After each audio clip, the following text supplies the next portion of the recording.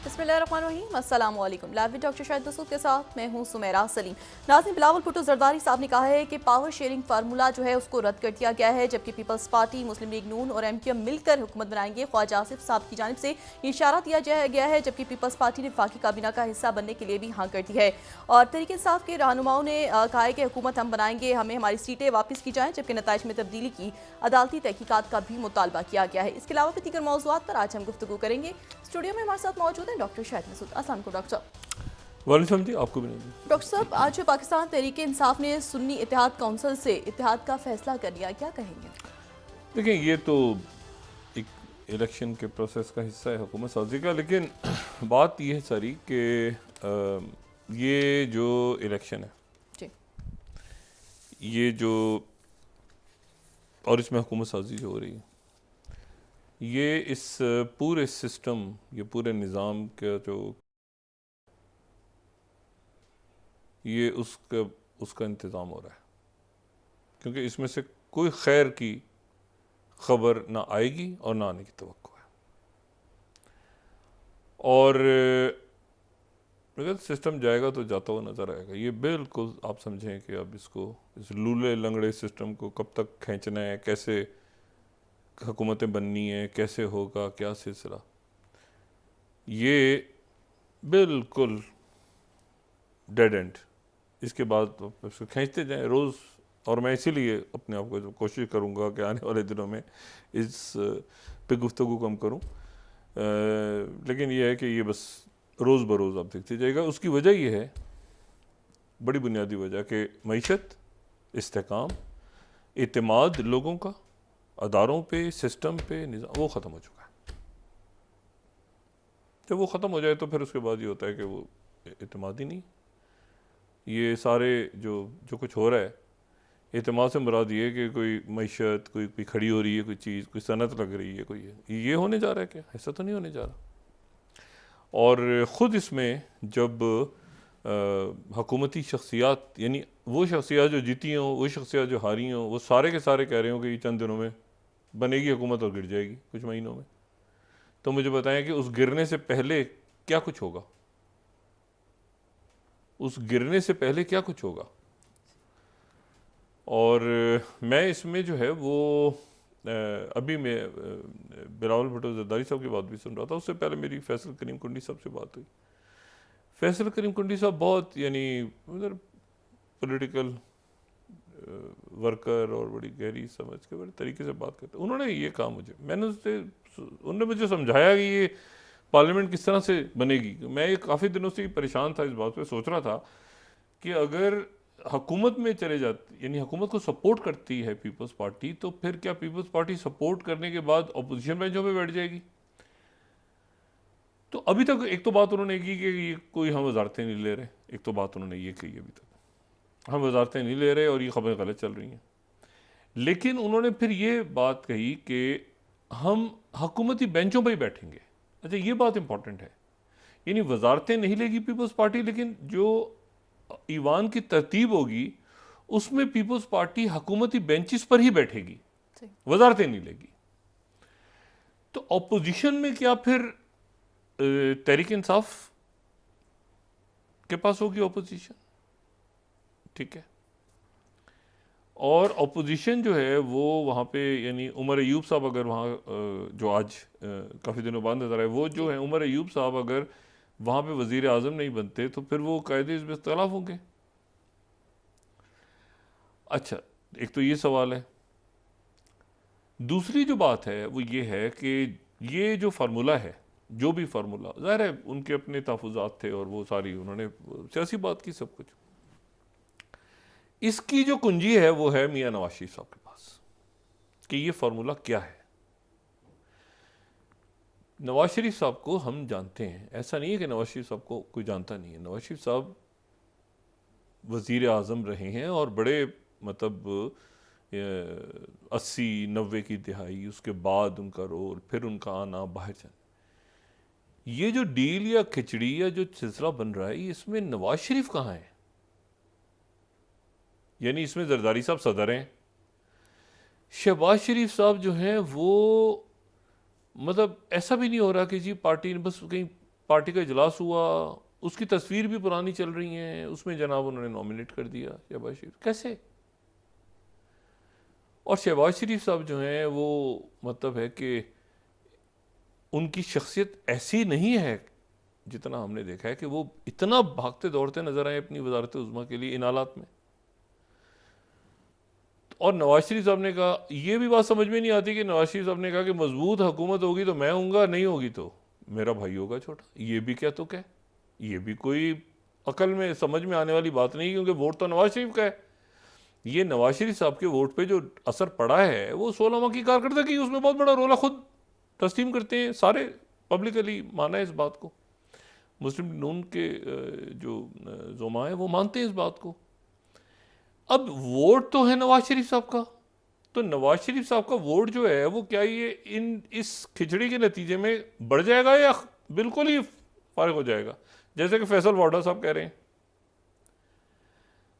तो ये जो फॉर्मूला है, ये किस किस वो कौन है जिसने ये फार्मूला बेचा है और इन सब ने खरीदा है? नहीं, इन सब ने तो, पीपल्स पार्टी का तो कोई इशू नहीं, नवाज शरीफ साहब ने खरीद लिया है। वजीर खजाना कौन है? आप छोड़ देंगे जो चेयरमैन सेनेट, ये वो लाड़ा लप्पा देख दू के उनको जो होदा वोदा, देखें जी प्रमोशन हो गया, फलां हो गया, ढिमाकना हो गया। तो एक ज़माने में, मैं क्या, मुझे बात याद आ गई, एक ज़माने में ये होता था कि एक जगह हम जॉब करता था, प्रमोशन हो जाती, तनख्वाह कम हो जाती थी। मैं कहता थी कैसा प्रमोशन हुआ है? कहते थे देखा नहीं आप इस पोजीशन पे चले गए, सज़ा कम, छोड़ दें, सैलरी को छोड़ें, पोजीशन तो देखो। कहता ये क्या, अच्छा।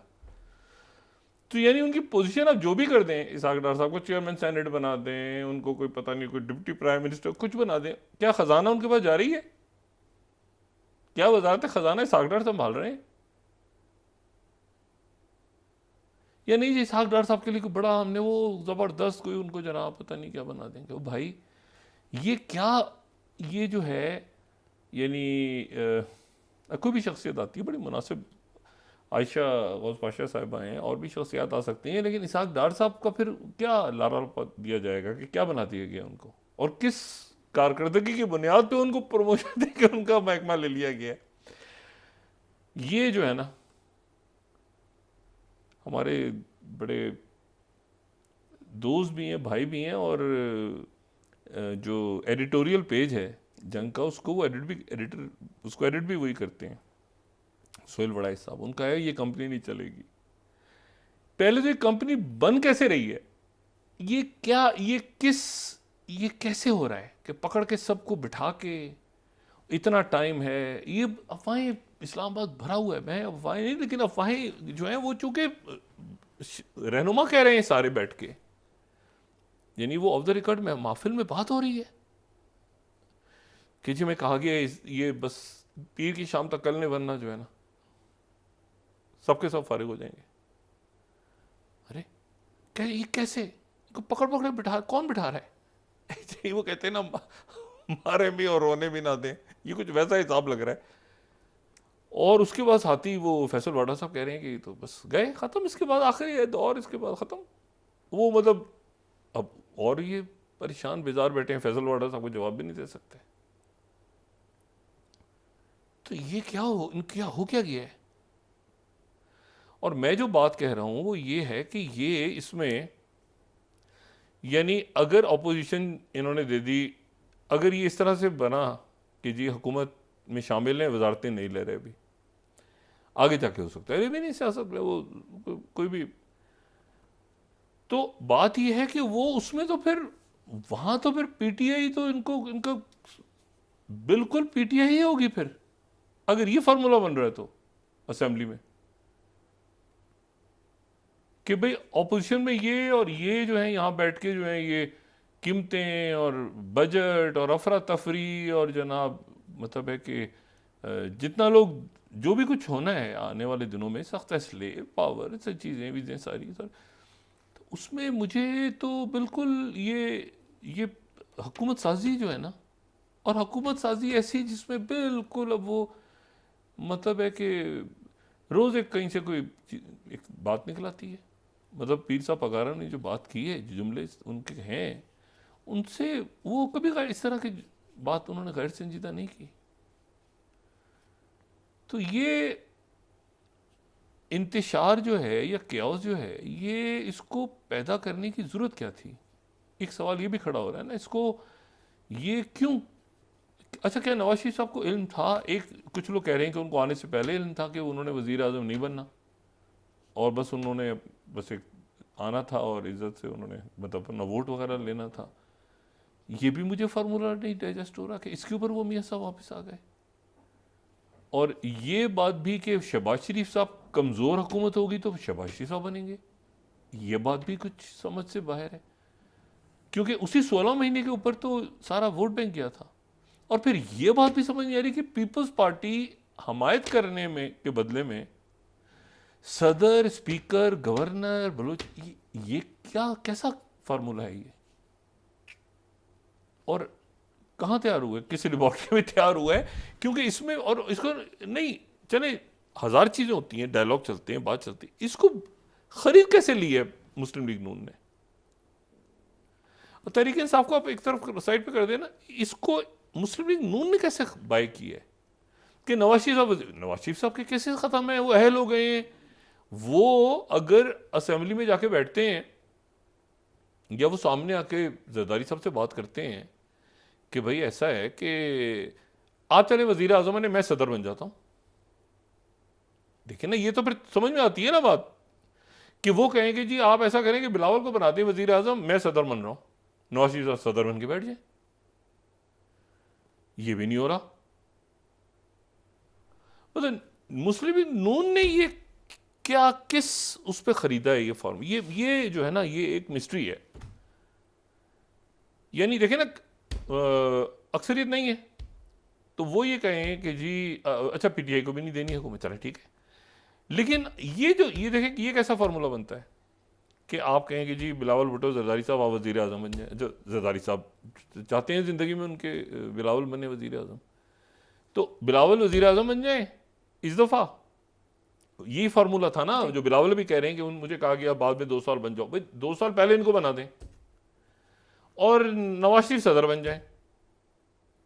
इतना तो कर सकते हैं कि इतना भी कोई मसला हो रहा है उसमें, क्योंकि पूरा का पूरा जो वोट बैंक है नून का वो तो 16 महीनों पे गया है।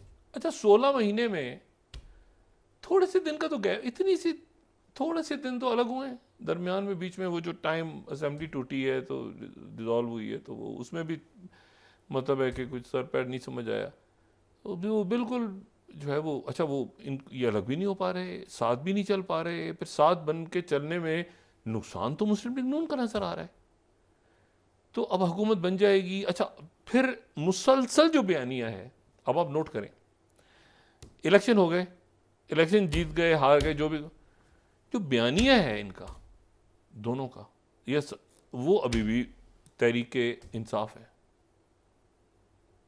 जिसकी बुनियाद पे तहरीक इंसाफ की पॉपुलैरिटी बढ़ती जाएगी, क्योंकि ये वही फिर वो ख़त्म हो गया ना कि हमारा लड़ाई था, हमारे झगड़े थे, ये था, वो तो नहीं बिका, फार्मूला नहीं बिक सका, तो उसके नतीजे में उनका वोट बैंक स्ट्रांग होता जाएगा। ये जो है इन्होंने अपने सर मत। अच्छा फिर मैंने कहा उनको एक हटा दें एक साइड पे, ये कैसा फार्मूला है कि सारे आईनी होते, तमाम आईनी होते, अब कहते हैं यार चलो 1-2 आप ले लें, 1-2 हम ले लें, चलें ऐसे कर लेते, चलें देखें ना वजारतें तो हम ले रहे हैं ना, बुरा भला तो हमें गालियां तो हमें पड़ेंगी, चलें हम गालियों को भी सह लेंगे, सब कुछ ले लेंगे, लेकिन ये है कि आप गवर्नर हो या बाकी आप ऐसा करें कि आप चेयरमैन सेनेट या मतलब कहीं उसका कुछ सर पैर तो समझ में है। चेयरमैन सेनेट तो खैर हो सकता है पीपल्स पार्टी छोड़ दे, वो हो सकता है, मतलब मैं आपसे सिर्फ कह रहा हूँ ना, मुझे मसला सिर्फ नवाज शरीफ साहब का है कि नवाज शरीफ साहब ने इस फॉर्मूले को कैसे बाय किया। देखिए पंजाब हुकूमत का तो इशू नहीं है, वो तो मुस्लिम लीग वहाँ, लेकिन अभी वो 180 पे दोबारा आ गए हैं। देखें इस वक्त जो है वो स्टीयरिंग व्हील फिर तहरीक इंसाफ के पास है और उन्होंने फिर इनको मिला दिए, ये इन्होंने फिर टूटने की कोशिश की थी, फिर मिल गए, फिर टूटने की कोशिश फिर मिल गए, मतलब फिर स्टीयरिंग व्हील तहरीक इंसाफ के हाथ में। हाँ, थोड़ी देर बाद इलेक्शन कमीशन का एक रिजल्ट आता है, वो दुरुस्तगी हो गई, ये हो गया, वो खुल गया, उसमें दूसरे हल्के से ये आया है, ये आया है, वो मैं देखता हूँ तो नंबर वही चल रहे होते हैं, कभी 91, 92, आगे पीछे दाएं बाएं। तो अभी हुकूमत साजी अल्लाह करे करें। और ये जो बात हो रही है ना, हर मुस्लिम लीग नून के लोग भी बात कर रहे हैं, पीपल्स पार्टी, सारे एक आम बात हो गई है, तजिया का टीवी में सबके सब दोस्त है बाप कि जो 5-7 महीने चलेगी, 5-7 महीने, ज़्यादा से ज़्यादा 8 महीने 9 महीने चल जाएगी। तो मैं ये कहता हूँ कि चले 9 महीने चले, लेकिन 9 महीने से पहले क्या होगा, मतलब जो कुछ होगा तो उसके बाद ये हुकूमत गिरेगी ना, अफरा तफरी होगी, हिजान होगा, इंतशार होगा, टैक्सेस लगेंगे, क्या होगा, हंगामा होगा, रिजल्ट्स को माना नहीं जाएगा, कालम गलोच होगी, क्या होगा उससे पहले अफरा, मतलब ये हम क्यों अपना वक्त बर्बाद कर रहे हैं हमने इस पे। फिर वो कहते हैं, आप हल बताएं इसका। कहते हैं, मैं कोई हल बताने के लिए, मैं तो कह रहा हूँ कि ये इसको कैसे, ये कैसे ठीक होगा सिस्टम। यानी वो जो मैं कहता ब्लैक होल आ जाएगा, मेरी बात गलत उस वक्त जो है ना, वो बात कि आप खान साहब को हटाएंगे, उसके बाद ब्लैक होल होगा, फंस जाएंगे सारे उसमें। नहीं जी कुछ नहीं होगा, ऐसे ऐसे ठीक चले। अब फंसे हुए, सारे फंसे हुए हैं, और पूरे ये भी नहीं खुद फंसे हुए हैं, एक मुल्क है, ठीक है, और बहुत कुछ हो रहा है आसपास, बहुत कुछ हो रहा है खत्ते में, बहुत दुनिया तेजी के साथ आगे आगे, मामला चीज़ें ये वो। अब अदालतें इसमें सकिन हो जाएंगी, अब इसमें ब्यूरोक्रेसी सकिन हो चुकी है, अब इसमें आपके जो फॉरेन आपकी पॉलिसी है वो इसमें सकिन हो जाएगी, लोग भी आगे जा रहे हैं, फोरम्स हो रहे हैं, मतलब कहीं कॉन्फ्रेंसेस हो रही हैं पीछे पाकिस्तान में, मतलब वहीं आप खड़े हुए हैं जनाब। तो मैं इस पे मतलब ये परेशान कुन सूरत हाल है, परेशान कुन भी है, और अफसोस भी इस बात पे है कि अमेंडमेंट क्राइसिस से खुद पैदा किया है हमने। ये तो हम भी नहीं कह सकते कि जी, नहीं तो मतलब है कि वो कमिश्नर, मैं तो ज़िंदगी में नहीं, मुझे किसी ने कहा यार कमिश्नर पिंडी, मैंने कहा भाई कमिश्नर पिंडी, मुझे क्या पता कमिश्नर पिंडी कौन थे, ना मुझे ताल्लुक़ ना वास्ता, ना मैं कभी उनको मिला हूँ। लेकिन मसला ये है कि वो जो उनके रिश्तेदार बाहर रहते हैं, बाहर फ़ोन करते थे, वीज़ा लग गया था, मतलब ये तो अजीब सी, अजीब व गरीब बात है। करप्ट उस दिन तो, उससे मतलब एक दिन पहले तक करप्ट थे, अगले दिन वो हो गए, क्या हुआ, एक अफरा तफरी मची हुई है। लेकिन यह है कि ये कंपनी ना खड़ी हो रही है ना चल पाएगी, ये बड़ी बदकिस्मती है, ना खड़ी हो रही है ना चल पा रही है, और इसमें लोगों में हिजान बढ़ रहा है, सड़कें बंद, शाहराहें बंद, मुजाहरे हो रहे हैं। और मैं उस पर कल भी मैंने बात की थी, और आज मैं मजीद उस पर जोर दे रहा हूँ कि नवाज शरीफ साहब आगे बढ़ें, आगे बढ़ के 2-4-5, अच्छा जरूरी भी नहीं होता कि प्रेस कॉन्फ्रेंस, ये सब नहीं करते प्रेस कॉन्फ्रेंसेस वगैरह, हम करने में जाइए, अपने कुछ दोस्त अहबाब मीडिया के लोग बुला लें, अपने जो समझ सकते हैं उनके ख्यालात को उनसे शेयर कर लें ये चीज़ें। क्योंकि मसला ये है कि ये जो है ना, मतलब इलेक्शंस के अंदर ये फार्मूला कैसे तय हुआ है, कैसे तय हुआ है, मैं इस बात को दुनिया में कोई तस्लीम करने को तैयार नहीं है कि इस पे एक कमेटीज़ बैठी और कमेटियों ने तय कर लिया, सवाल ही पैदा नहीं होता। मतलब इंतहाई हमारे बड़े मोहतरम उसमें सियासतदान है, मगर इस तरह हुकूमतें बनती हैं कभी। सदर का होता है ये ले ले, तो अच्छा तुम चेयरमैन सेनेट बन जाओ, तो तुम ये बन जाओ, तो तुम अच्छा वो वजारतें ले लो, वजारतें अच्छा ऐसे डिस्ट्रीब्यूट हो रही जैसे टॉफ़ियाँ बिकती हैं ना। तो ये मेरा ख्याल है कि हमारे पूरे सिस्टम को, निज़ाम को, हमारे अदारों को देखना है, ये मुल्क सबका है, ठीक है ना। और ये अच्छा, ये तासुर इतना बुरा जा रहा है इस वक्त, और जिस तरह से हो रहा है कि जी वो कल फिर बैठेंगे, फैसला नहीं हो सका, अब फिर बैठेंगे, अब फैसला नहीं हो सका, फैसला पता नहीं खुदा जाने क्या करें, फैसला नहीं हो सका, और फिर दोनों कॉमनैलिटीज़ क्या हैं कि वो पीटीआई को गालियाँ पड़ रही हैं, गालियाँ दे रहे हैं, वो जितनी गालियाँ देते हैं तो वो उतना ज़्यादा, वो आपस में एक दूसरे को नहीं दे रहे, वो फिर उधर वही। तो इसको ये इस हिजान को कैसे फिर मैंने वही बात की कि नवाज शरीफ साहब सामने आए, और नवाज शरीफ साहब आके बताएं कि ये कैसे मुमकिन है। मरीम नवाज साहबा का वज़ीर आला बनना कोई इशू नहीं है, पंजाब के अंदर कोई इशू नहीं है उनका वज़ीर आला बनना, कितनी सीटें हैं क्या, जैसे तैसे सूबाई असम्बलियाँ चलती नहीं, मरकज़ बड़ा इंपॉर्टेंट है। ये छोड़ दें कि मरकज़ में पैसा नहीं है और मरकज़ जो है वो डिपेंडेंट है सूबों का, इसलिए लोग सूबों में ज़्यादा इंटरेस्टेड हैं हुकूमतें बनाने में, इख्तियारात ज़्यादा हैं। लेकिन ये है कि मुल्क तो है ना सबका, तो ये तो बिल्कुल इसका जो है ना मुझे कोई सरपैर समझ नहीं आ रहा। और मैं रोज़ तसव्वुर करता हूँ कि कोई शख्सियत इनमें से प्रेस कॉन्फ्रेंस करके हमें ये फार्मूला समझाएगी, लेकिन वो, और गुस्सा बढ़ रहा है। गुस्सा दिन ब दिन जो है मुख्तलिफ शख्सियात का जो है वो बढ़ता जा रहा है। और कमाल की बात है कि पीटीआई का गुस्सा ठंडा हो रहा है, इनका गुस्सा हुकूमती शख्सियात का बढ़ रहा है। पीपल्स पार्टी का नहीं बढ़ रहा, मुस्लिम लीग नून के जो ज़रा कूल थे ना पर्सनैलिटी, उनका गुस्सा बढ़ रहा है। गुस्से की भी साइकोलॉजी है, गुस्सा क्यों आता है, इसकी भी साइकोलॉजी है ना।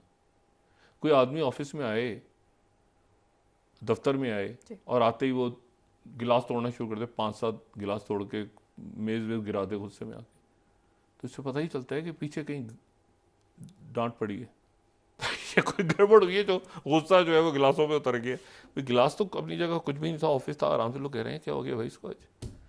तो इस तरह की कुछ सूरत हाल डेवलप हो रही है। मियाँ साहब को आना चाहिए, ये नीचे बात करते रहेंगे, कोई इनको ना कोई सीरियस लेता है ना इनकी बात। मियाँ नवाज शरीफ साहब को बाहर सामने आके बात करनी चाहिए, और उनको सामने भी नहीं, लेकिन वो एक अपने सर्कल में बताएं कि वो वज़ीर आज़म क्यों नहीं बन रहे।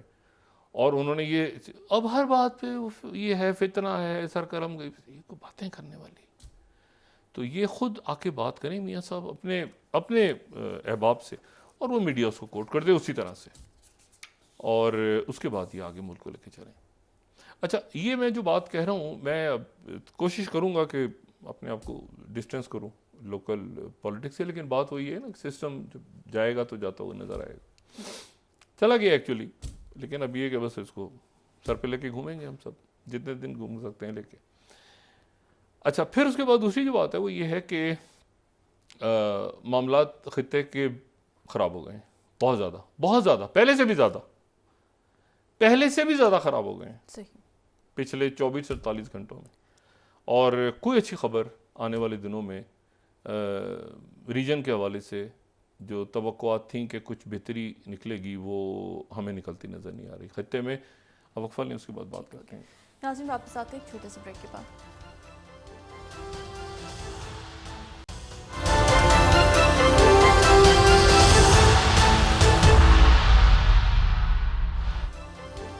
वेलकम बैक नाज़रीन। डॉक्टर साहब, आप कह रहे थे कि खित्ते के हालात जो हैं पहले से ज़्यादा ख़राब हो गए हैं। खित्ते के हालात, और उसमें अब ये हुकूमत साजी हो जाए लग रहे, और ये जो तासुर है ये चंद दिनों में गिर जाएंगे, क्या होगा, ये बेहतरी की तरफ जाएं। लेकिन वही मैंने बात बताई ना कि वो पहली ईंट अगर सही रखी जाए तो ये सर पैर इसका समझ नहीं आ रहा इस हुकूमत साजी का। हो जाए हुकूमत साजी, ऐलान हो जाए, जल्द से जल्द हो जाएगा, होपफुली हो जाना चाहिए, लेकिन उसकी शक्ल सूरत क्या होगी ये अभी तक, और चलेगा कैसे आगे सिस्टम, ये हमें नहीं समझ में आ रहा। अच्छा, इसमें जो है दूसरी बात इम्पॉर्टेंट जो मैं कह रहा हूँ ना खित्ते के हालात और वाक़यात, वो ये है कि एक उम्मीद सी थी कि ये शायद जो पेरिस के अंदर माहिदा हुआ है ना, जिसमें अमेरिका, कतर, इजिप्ट, ये गज़ा के हवाले से और 2 स्टेट सोल्यूशन के हवाले से, जिसमें सऊदी अरेबिया और टर्की और ईरान और पाकिस्तान और OIC और सारे मुल्क और अमेरिका, ख़ुद यूरोप, तो ये बात आगे बढ़ेगी। लेकिन वो किसी जगह पे डेडलॉक पे पहुंच गया मामला, और उसमें हुआ ये है कि नेतन्याहू जो हैं, उन्होंने इस अरसे में, क्यों अमेरिकन को ही जाएगा, इसका सारा मलबा उन्हीं के सर पे गिरेगा, क्योंकि उन्होंने इसमें डिले किया इसको पब्लिकली अनाउंस करने में। बाइडेन जो है वो जाहिर है कि वो प्रेसिडेंट बाइडेन वहाँ पर एक इसराइली लॉबी काम करती है, प्रेशर ग्रुप्स हैं मुख्तलिफ, तो उसमें यह था कि जी उन्होंने वो ह्यूमैनिटेरियन पॉज और इस तरह के अल्फाज की जी मैंने बात की है, फिर वो खबरें लीक हो रही हैं मीडिया को, आगे पीछे नेतन्याहू को ये खबर। तो नेतन्याहू ने उससे पहले जो है उन्होंने नेतन्याहू ने खेल कर दिया, क्योंकि नेतन्याहू को पता था कि ये जैसे ही म्यूनिख सिक्योरिटी कॉन्फ्रेंस ख़त्म होगी, म्यूनिख सिक्योरिटी कॉन्फ्रेंस में ज़ाहिर कैमला हैरिस भी पहुँची हुई हैं, वहाँ पे ज़ेलेंस्की भी पहुँचे हुए हैं, वहाँ पे सऊदी जो foreign minister, Egyptian foreign ministers, ये सारे बहुत दुनिया वहाँ पहुँची हुई है। तो ये जैसे ख़त्म होगी तो उसके फ़ौरन बाद वो कायरो में डायलॉग शुरू हो जाएगा, और कतर के जो वज़ीर ख़ारजा और जो उनके वलीअहद हैं वो भी पहुँचे होंगे, तो उसके फ़ौरन बाद वो डायलॉग रीस्टार्ट होगा कायरो वाला, जिसमें ये सारे मामलात आगे बढ़ेंगे। अब नेतन्याहू ने क्या किया कि नेतन्याहू ने यहाँ पे कैबिनेट का इजलास बुला लिया, जिस दौरान वहाँ पे, अच्छा वहाँ पे इसराइल के सदर भी पहुँचे हुए हैं, लेकिन वहाँ जिस अरसे में, यानी म्यूनिख में, लेकिन जिस अरसे में वहाँ वो डायलॉग का पॉज आया बीच में, ये सारे लोग इधर उधर हुए और इन्होंने कहा कि जी हम दोबारा म्यूनिख सिक्योरिटी कॉन्फ्रेंस के बाद जमा होते हैं। तो यहाँ पर कैबिनेट का इजलास हुआ, कैबिनेट के इजलास में नेतन्याहू ने अप्रूव करवा लिया कि हम इंटरनेशनल डिक्टेशन नहीं लेंगे और हम इसराइल अपने बारे में करेगा और हम किसी सूरत फ़लस्तीनी रियासत को कबूल नहीं करेंगे। अच्छा, अब वहाँ सूरत हाल, अगर आप जाए ना वहाँ फ़लस्तीन, ये इसराइल के लोगों से मिलें, आप इसराइली से या पैलेस्टीनियन से मिलें, ये ख़ास तौर पे ये अब 29,000 की फिगर टच होने वाली है। 29,000 से ज़्यादा शोधा हो गए हैं। ये इतना इतना इतनी नफरत बढ़ चुकी है और इतना अदम, ये पहले शायद नहीं था कुछ अरसे पहले तक, लेकिन अब जो है ना वो बहुत अरूज पे है नफरत। और इस बात को कोई मानने को तैयार नहीं है कि ये पुरसकून अंदाज में मामला हल होगा, क्योंकि इसके दौरान इस दौरान जो है वो ख़ास तौर पे ये जो बातें आती रहीं कि जी वो 2,000 पाउंड वजनी बम गिराए गए, बच्चे मर गए, औरतें मर गई, सारा, और ये जनाब पता ही नहीं था। अच्छा जी, ग्राउंड ऑफेंसिव की इजाज़त नहीं दी थी, हमने दी थी, उसने नहीं दी थी, हम रोक रहे हैं, अभी रोको, ये रोको। तो अब कोई किसी पे ट्रस्ट करने को तैयार नहीं है। वो चाहे हमास के रहनुमा जिंदा रहें, मर जाएं, जो भी कुछ होना है, लेकिन ये ट्रस्ट नहीं बनेगा दोबारा बहुत अरसे तक, और कोई किसी पे एतमाद नहीं करेगा कि जी हम यहाँ पे ह्यूमैनिटेरियन पॉज भी करवा देंगे। अब इसमें भरपूर कोशिश की अरब रियासतों ने और मुस्लिम ममालिक ने और जनूबी अफ्रीका ने उसमें, लेकिन यह है कि वो इस बात की पूरी कोशिश करते रहे कि इसको किसी तरह से इसको डायलॉग के ज़रिए हल करवा लें, ताकि, लेकिन मेरा ख्याल वो टाइम शायद अब गुजर गया है कि जहाँ ये मामला डायलॉग से हल होता, या ये हो सकता है अभी भी हमारी दुआएं हैं कि दोबारा कायरो डायलॉग स्टार्ट हो जाए, प्रोसेस दोबारा।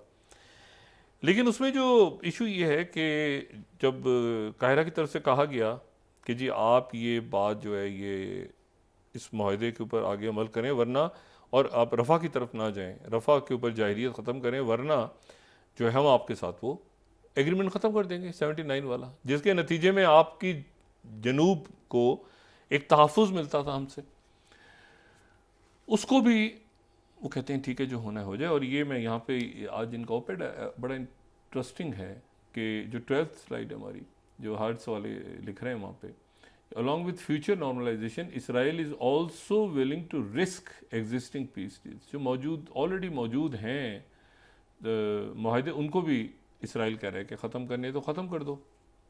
अच्छा, ये नॉर्मलाइजेशन तो दूर की बात है, इसको भी ख़त्म कर दो जो पहले से मौजूद है, यानी उर्दन के साथ है या अरब ममालिक के साथ माहदे जो एब्राहम अकॉर्ड में, वो जो करना है कर दो, नॉर्मलाइजेशन सवाल ही पैदा नहीं होता। 2 स्टेट सोल्यूशन जो है वो आउट ऑफ, और टाइम्स ऑफ इसराइल में कोट कर रहा हूँ, सेकंड नेतन्याहू सेड, ये कैबिनेट से उन्होंने इजलास किया, सेकंड स्लाइड, कि ये हम इस पे पूरी कैबिनेट इकट्ठी हो गई, ठीक है। और फिर सेकंड और थर्ड हम देखें तो कैबिनेट ने ओके कर दिया कि डिक्लेरेशन रिजेक्ट करके unilateral recognition of Palestinian state. अच्छा, अब इसमें जो इशू ये है सारा कि अब यहाँ पे व्हाट नेक्स्ट, अब क्या होगा। 30,000, यानी उस वक्त जब ये बात चली थी ना, तो उस वक्त मेरा ख्याल है कि 1,000, 2,000, 1,500 शहीद हो गए थे, 2,000, 2,500, 3,000, तब उस वक्त से ये चलते चलते चलते चलते 30,000, 29 और 30,000 के करीब शहीद हो गए लोग, और इसराइल को रोका नहीं जा सका। अब सवाल ये है कि इसकी जिम्मेदारी अब कौन लेगा।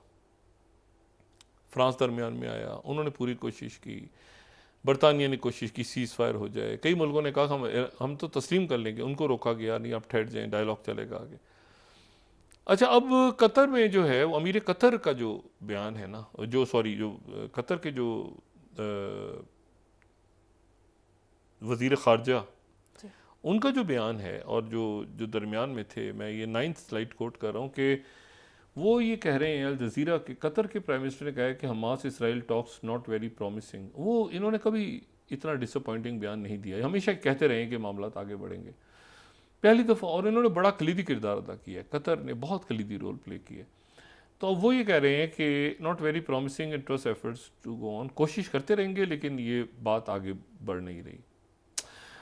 और जो वहाँ पर म्यूनिख में जो शोखरी जो कि फॉरेन मिनिस्टर हैं इजिप्ट के, वो भी वहाँ पे मौजूद हैं म्यूनिख में, तो उन्होंने ये कहा है कि जो एहराम को मैं कोट कर रहा हूँ, अल एहराम को कोट कर रहा हूँ 10 स्लाइड पे, कि कोई मिलिट्री ऑपरेशन होगा रफ़ा में तो डायरेक्ट थ्रेट होगी इजिप्ट की नेशनल सिक्योरिटी को। अच्छा, अब इशू ये है सारा कि वो तो रफ़ा में करने जा रहे हैं ऑपरेशन, बल्कि उन्होंने तो यहाँ तक कहा कि हमारी टॉक्स चलेंगी, मुज़ाकरात, हम यहाँ पे ना रफ़ा पे ऑपरेशन को रोकेंगे, ना फ़ौजें वापस बुलवाएंगे, और ना यहाँ कोई दूसरी फ़ौज आएगी। हम तो ये करते रहेंगे, टॉक्स चलती रहे, लेकिन हम कार्रवाई नहीं रोकेंगे। सीज़ फायर का सवाल ही पैदा नहीं होता, और इस दौरान अगर किसी ने मदद वगैरह देनी तो हमें दे दें, हम अंदर पहुंचा देंगे लोग। अच्छा, ये वो तमाम का तमाम, यानी आप समझें कि दोबारा प्रेसिडेंट बाइडेन बात कर रहे हैं, ये बहर अमर की सिक्योरिटी उनसे रिलेटेड है। ये जो देखें, सेक्रेटरी ब्लिंकन ने बहुत कमिट किया है लोगों से। सेक्रेटरी ब्लिंकन जो बात करके गए हैं, तो सेक्रेटरी ब्लिंकन कमिट करके गए हैं, और ये सेक्रेटरी ब्लिंकन का बड़ी अजीब सी बात है ना कि आप दोबारा आए, आप सऊदी अरेबिया में मिले, आप जॉर्डन में मुलाकात हुई, कतर में हुई, इजिप्ट में हुई, हर जगह आपने कहा कि ठीक है ये, फिर उसको मोसाद का चीफ आया, फिर शिनबेत का चीफ गया पेरिस में, फिर वो CIA के चीफ, वो सारा होते होते होते होते आखिर में नेतन्याहू कह रहा है कि जी हम तो नहीं मानेंगे और हम तो रफ़ा पे करेंगे, और बाइडेन भी उनको गालियां दे रहे। ये वही बात है कि मतलब ये अब मज़ीद इसको बर्दाश्त नहीं करेंगे। यहाँ तक बात हो गई थी कि जी सिक्योरिटी का इशू है तो वो अमेरिकन प्रेजेंस ज़रूरी है, और बात ठीक भी है। वो बहुत अफरा तफरी फैल जाएगी, एकदम से अमेरिकन विड्रॉल होता है अगर यहाँ से इराक से, और तो वो भी सारे रुक गए। ईरान ने भी थोड़ा सा कहा कि हम ठीक है, अब ये बहर अहमर में हुतीज़ भी रुके, ज़रा सब रुके, ज़रा एक ठहराव सा आया। अब लेकिन ये है कि कल से मामलात फिर दोबारा ख़राबी की तरफ वहीं से, और उसमें ये ज़बान दे के गए, और सेक्रेटरी जो प्रेसिडेंट बाइडेन है उन्होंने साथ खड़े करके शाह अब्दुल्ला को कहा, किंग अब्दुल्ला ऑफ जॉर्डन, वो ख़ास गए वहाँ। वो किंग अब्दुल्ला, और उन्होंने क्या, वो क्यों गए थे वहाँ? वो इशू ये था कि गज़ा के ऊपर आप बात करें, वो वहाँ गए, उनके साथ फर्स्ट लेडी क्वीन रानिया थी, और बाकी सारे उनके सामने खड़े होकर वो वाइट हाउस का एलामिया, सारी बातें, 2 स्टेट सॉल्यूशन इसराइल ने अब कर दिया कि कैबिनेट हमारी ओके कर चुकी है, ये कर चुका है, वो। अच्छा, मुजाहरे हो रहे हैं बहुत ज़्यादा नेतन्याहू के ख़िलाफ़, लेकिन इन मुजाहरों का ताल्लुक वो जो जुडिशल उसने जो अदालतों से इख्तियारात ले लिए थे, वो उसके ऊपर फिर मुजाहरे शुरू हो गए हैं। लेकिन मतलब मैंने कहा ना, क्योस फैला हुआ है इसराइल में। इस क्योस में वो हल हंगामा, ये इसके अंदर अगर जंगबंदी नहीं होती 2-3 रोज़ में, देखिए म्यूनिख में तो बुरी खबरें थी, 2 इश्यूज थे डिस्कस हो रहे थे, तो दोनों की तरफ से बुरी खबरें थी। एक तो ये खबर कि वो रशिया जो है, वो रशिया के हवाले से, और वो भी जो कल हमने बात की थी कि उनका अवदेवका का जो ईस्टर्न यूक्रेन, ठीक है ना, जो दोनबास के इलाके से ऊपर जो है, तो वो शहर गिर गया, और गिरने से मुराद ये कि वो चला गया, सरेंडर हो गया फ़ौज उनकी यूक्रेन के पास। और प्रेसिडेंट बाइडेन के अब ये इलेक्शन ईयर शुरू हो गया है। प्रेसिडेंट बाइडेन को लेकिन ज़रा थोड़ी सी इस वक्त लीडरशिप क्राइसिस इतना ज़्यादा है पूरी दुनिया में कि आप देखें कि अमेरिका को सदर नहीं मिल रहा, यानी उनके पास एक ऑप्शन ट्रंप है, दूसरा ऑप्शन जो है वो बाइडेन है। और दोनों के साथ नायब सदूर की पोस्ट बड़ी इंपॉर्टेंट होती है। कौन होगा अभी तक यही नहीं पता, ट्रंप का नायब सदर कौन होगा ये भी नहीं पता, उधर से कौन होगा, वो बात की बात है। पहले तो ये हमें देखें कि लीडरशिप क्राइसिस पूरी दुनिया में कितना ज़्यादा हो चुका है, और इस लिहाज से यूरोप लकी है। यूरोप के अंदर आपको यंग जो लीडरशिप है, चाहे वो ख़वातीन हो चाहे वो हजरात हों, आपको नज़र आते हैं, और बड़े प्रॉपर नज़र आते हैं। कई अरब मुल्कों में भी आप उनकी जो वज़रा देखें ना, UAE के अंदर, सऊदी अरेबिया में, तो आपको यंग मिनिस्टर्स बड़े ज़बरदस्त किस्म के कम्युनिकेशन स्किल्स, उनके लीडरशिप, बात करते हुए कंपोज, ये यहाँ पे बड़े अच्छे ग्रो कर गए। लेकिन आप पाकिस्तान का तो जिक्र ही ना किया जाए ना, फ़िलहाल तो बेहतर है। बहुत से लोग कहते हैं पाकिस्तान डिस्कस क्यों नहीं करते, बाहर की दुनिया डिस्कस क्यों करती है। उनको वजह समझ में आनी चाहिए कि हर आदमी का जो है ना अपना एक दिमाग होता है। मैं अपना इन चीज़ों में अपने आप को ज़्यादा अपना दिमाग नहीं ख़राब करना चाहता, और बड़ी बदकिस्मती है कि जो कुछ हो रहा है और आप कोई बात कह नहीं सकते सिवाय इसके कि ये जो आपकी फॉरेन पॉलिसी की अचीवमेंट्स है। मैं आपको ये बात बताऊँ, फॉरेन पॉलिसी की जो अचीवमेंट्स है ना, ये फॉरेन पॉलिसी की अचीवमेंट्स आपकी मईशत से लिंक्ड हैं, और मईशत लिंक्ड है सिक्योरिटी के साथ, और ज़रा सा ऑलरेडी बहुत सारी चीज़ें डिलेड हैं, बहुत सारी चीज़ें, लेकिन अगर ये उछल कूद जारी रहती है ना, अभी ये हम अपने आप को एज अ पाकिस्तानी स्टेबल नहीं करते अपने इंटरनल केओस को, तो सारी चीज़ें इंटरलिंक्ड हैं आपस में, वो सारी की सारी चीज़ें जो है ना वो डिस्टर्ब होनी शुरू हो जाएंगी। फिर आप मुझसे ये कहलवाएंगे कि पाकिस्तान अपनी फॉरेन पॉलिसी बड़ी ज़बरदस्त है जी खत्ते में। अभी तक ठीक है, अभी तक मेरी बड़े बड़े टर्मोइल से हम प्रॉपरली निकल आए हैं, लेकिन आने वाले दिनों में दुनिया देख रही है ना इन्वेस्टमेंट्स आपकी, आपके प्लान क्या हैं आपके अंदर है, मतलब है कि हर चीज़ इन्वेस्टमेंट्स होनी है तो कहाँ पे करनी है, क्या करनी है। अब 100 उनसे कहते रहे आप जाके कि जी वजीर, एक थ्योरी ये भी है कि इनके पास कुछ नहीं होगा इन वजीरों के पास। ओ भाई, वजीरों के पास ये शक्लें तो होंगी ना, तो वजीर तो होंगे ना वो। अब ये भी एक थ्योरी यहाँ नहीं चल रही है ना इस्लामाबाद। मैंने कहा ना, मैंने कह रहे वो तो पावरफुल मिनिस्ट्री है, नहीं पावरफुल नहीं, वो ऐसे ही होंगे। ओ भाई ये क्या है, ये इसको बहरहाल एनीवे। तो अब अच्छा, दूसरी बात ये है कि हम इसको तो वहाँ से भी अच्छी खबर। अब ये अगला जो हफ्ता है ये जो स्टार्ट हो रहा है, इंशाल्लाह खैरियत से स्टार्ट हो, दुनिया के लिए ये अच्छी खबर लेकर आए, दोनों जगह सीज फायर हो जाए। और ये दोनों जगह सीज फायर होना यानी उसके बाद जिसको कहते हैं ना कि वो 2 स्टेट सॉल्यूशन तक बाद में सीज फायर हो जाए, पहले सीज फायर हो जाए और इमदाद शुरू हो जाए, इसी तरह से यूक्रेन और यहाँ पर सीज फायर हो जाए, फिर उसके बाद फार्मूले बनते रहेंगे, मुज़ाकरात शुरू हों, स्टार्ट हों, आगे किसने क्या गिव एंड टेक कैसे करना है। लेकिन यह है कि अब उनसे हम क्या कहेंगे सीज फायर, वो कहते हैं तुम्हारे यहाँ तुम लोग अपना आपस में लड़े जा रहे हो तो हमसे क्या कह रहे हो हम लड़ाई बंद कर दें। मतलब हम तो अजीब सी सूरत हाल बनी हुई है ना। तो हम ये है कि 12 उनसे मुतालबा करते हैं कि वो आपस में लड़ना बंद कर दें, और अपने आप से हम कुछ नहीं कह सकते फिलहाल। ये दुआ है कि अगला ये हफ्ता इस्तेकाम की कोई खबर आए पाकिस्तान के लिए, गज़ा सीज़ फायर की तरफ बढ़े और 2 रियासती हल जिसके लिए गारंटी दी है पूरी दुनिया ने। नेतन्याहू उनके हत्थे नहीं चढ़ रहा तो ये उनका मसला है जिन्होंने नेतन्याहू की गारंटी ली हुई थी। और तीसरा ये है कि यूक्रेन का मामला ख़राब हो रहा है और उसके नतीजे में उसका अब इम्पैक्ट जो है वो पूरे यूरोप पे पड़ना शुरू हो गया। अमेरिका मुकम्मल तौर पे अब डाइवर्ट कर गया है चाइना से, चाइना ताइवान इधर उधर वो जो सारा सिलसिला था, ये 2 जंगों ने बिल्कुल कहते ना खींच लिए, दोबारा आगे जाते तो पीछे पकड़ के खींच लिए। और ये तो कैलकुलेशन में ही नहीं थी उनकी शायद, ये जो गज़ा की और मिडिल ईस्ट की वॉर है। और लेकिन वो जो वेस्ट जो यूक्रेन की कैलकुलेशन ख़राब हुई है तो वो तो था ही कि भाई माशी पाबंदियाँ लगेंगी, स्विफ्ट से ये कर दो, यूँ कर दो, ऐसे कर दो, ऐसे कर दो, ऐसे कर दो। तो उसके 2 साल उसके भी पूरे हुए, तो वो भी डिस्कस हुआ है, म्यूनिख में कई सेशंस हुए हैं। लेकिन यह है कि ये नतीजा खेज़ कोई सिक्योरिटी कॉन्फ्रेंस नहीं हुई, लोगों ने अपने अपने वहाँ पर अपने अपने मुल्कों के पोजीशंस बताई हैं।